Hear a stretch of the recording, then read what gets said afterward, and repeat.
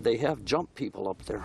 He has spotted lookouts on the hilltops above the valley and is hiking up to investigate. The valley's dry desert climate often exceeds 38 degrees Celsius in summer. In Arizona, 500 people a year die trying to cross from Mexico. Human rights groups argue stepped-up border enforcement in populated areas have pushed crossers deeper into the wilderness, contributing to the deaths. Lawyer and human rights activist Isabel Garcia. We have a human rights crisis here. Beyond separation of families, incarceration, the crisis that most affects us, those of us that have been here doing this long time, is the death at the desert, in the desert.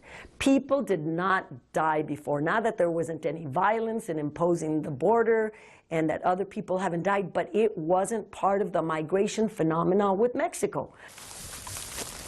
In the distance, Jerry sees something shining under some trees. He finds a layup or camp smugglers use to hide from Border Patrol helicopters. Not even wet. There are signs people were recently here. Looking for IDs. Jerry looks for evidence to hand over to the Border Patrol. You find electrolyte bottles all over the desert. Cannabis. Drug smugglers often keep small amounts of their cargo for themselves. Ooh. Nearby, there is a U.S. cell phone, which was probably used once to contact a pickup, then discarded. We're probably 15 miles from the ranch anyway.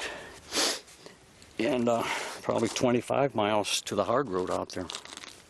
And if they don't have the water, they won't make it. They gotta drink the cattle water, if they can find it, and that'll make them sick.